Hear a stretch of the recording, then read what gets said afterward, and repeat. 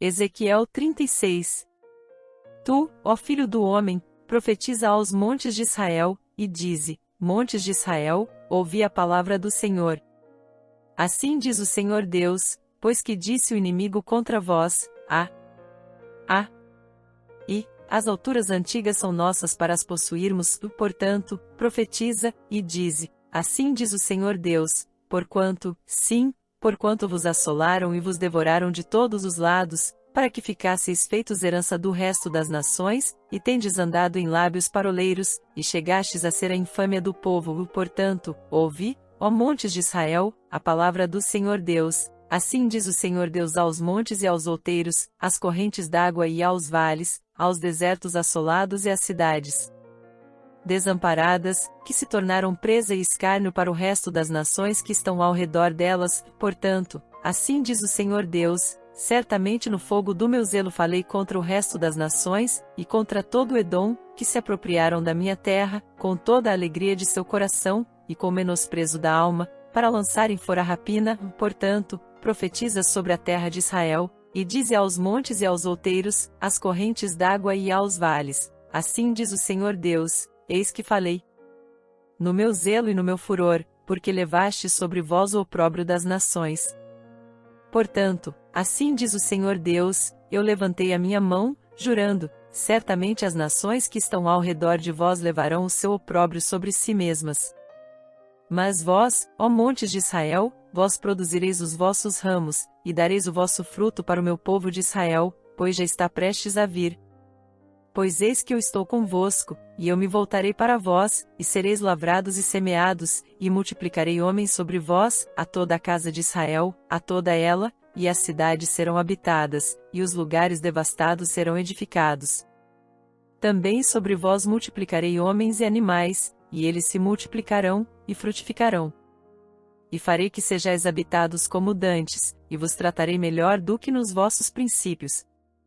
Então sabereis que eu sou o Senhor.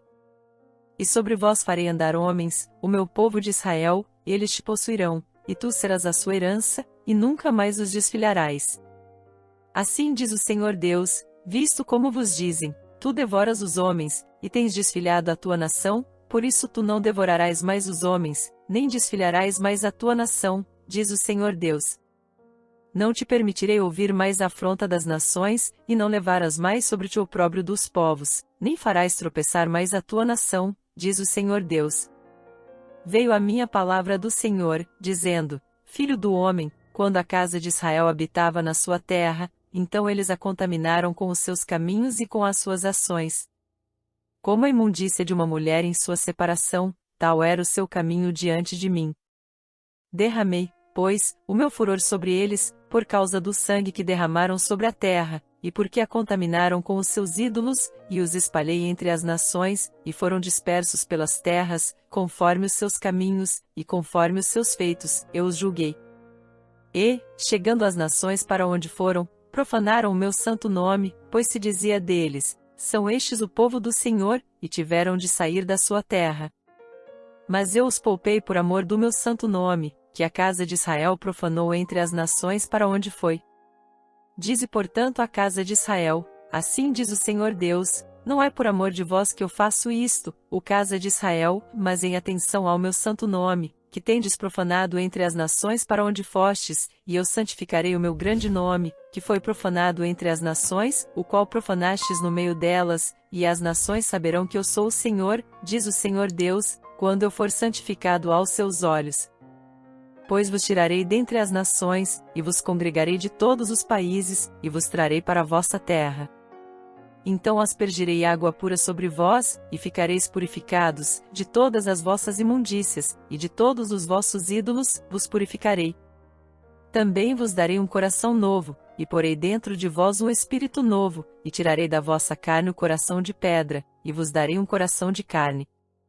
Ainda porei dentro de vós o meu espírito, e farei que andeis nos meus estatutos, e guardeis as minhas ordenanças, e as observeis. E habitareis na terra que eu dei a vossos pais, e vós sereis o meu povo, e eu serei o vosso Deus. Pois eu vos livrarei de todas as vossas imundícias, e chamarei o trigo, e o multiplicarei, e não trarei fome sobre vós, mas multiplicarei o fruto das árvores, e a novidade do campo, para que não mais recebais o opróbrio da fome entre as nações. Então vos lembrareis dos vossos maus caminhos, e dos vossos feitos que não foram bons, e tereis nojo em vós mesmos das vossas iniquidades e das vossas abominações. Não é por amor de vós que eu faço isto, diz o Senhor Deus, notório vos seja, e envergonhai-vos, e confundi-vos por causa dos vossos caminhos, ó casa de Israel. Assim diz o Senhor Deus, no dia em que eu vos purificar de todas as vossas iniquidades, então farei com que sejam habitadas as cidades e sejam edificados os lugares devastados. E a terra que estava assolada será lavrada, em lugar de ser uma desolação aos olhos de todos os que passavam. E dirão: esta terra que estava assolada tem se tornado como o jardim do Éden, e as cidades solitárias, e assoladas, e destruídas, estão fortalecidas e habitadas. Então as nações que ficarem de resto em redor de vós saberão que eu, o Senhor, tenho reedificado as cidades destruídas, e plantado o que estava devastado. Eu, o Senhor, o disse, e o farei. Assim diz o Senhor Deus, ainda por isso serei consultado da parte da casa de Israel, que ele o faça, multiplicá-los-ei como a um rebanho. Como o rebanho para os sacrifícios, como o rebanho de Jerusalém nas suas solenidades, assim as cidades desertas se encherão de famílias, e saberão que eu sou o Senhor. Ezequiel 36, a promessa de restauração e o coração novo, como isso transforma nossas vidas. Contextualização de Ezequiel 36. O capítulo 36 de Ezequiel é um poderoso discurso profético de restauração e renovação. Deus fala ao seu povo, prometendo restauração física e espiritual após tempos difíceis de exílio e julgamento. Vamos explorar 3 pontos centrais: o compromisso de Deus com sua glória, a promessa de um novo coração e o chamado à santidade. 1. O compromisso de Deus com sua glória. Ezequiel 36 enfatiza que Deus agirá para restaurar Israel não apenas por causa do povo, mas principalmente para que seu nome seja glorificado. Em Ezequiel 36 verso 22, Deus deixa claro que tudo o que ele faz visa demonstrar a santidade do seu nome entre as nações. Aqui, vemos que a glória de Deus está no centro de todos os seus planos e ações. Aplicabilidade. Às vezes, nos esquecemos de que nossa vida deve refletir a glória de Deus, não o contrário. Quantas vezes oramos e buscamos algo de Deus pensando apenas no nosso próprio benefício? O texto nos lembra que somos chamados a viver de forma a engrandecer o nome do Senhor. Tudo o que temos, nossas conquistas e até os desafios que enfrentamos, podem ser oportunidades para mostrar a grandeza de Deus ao mundo. Viver para a glória de Deus não é um peso, mas um privilégio. Quando entendemos isso, nossas prioridades mudam, e passamos a buscar maneiras de impactar positivamente aqueles ao nosso redor, orando o nome do Senhor em tudo o que fazemos. Precisamos perguntar: como minha vida está trazendo glória a Deus hoje? Essa mudança de perspectiva nos transforma. Lembre-se, se este estudo já está falando ao seu coração, aproveite e se inscreva no canal. Deixe seu like e compartilhe com amigos. Seu engajamento ajuda essa mensagem a alcançar mais pessoas. 2. A promessa de um novo coração. Um dos pontos mais impactantes de Ezequiel 36 é a promessa de Deus de dar ao seu povo um novo coração e um novo espírito. Em Ezequiel 36 verso 26, Deus promete remover o coração de pedra e dar um coração de carne, sensível e receptivo à sua vontade.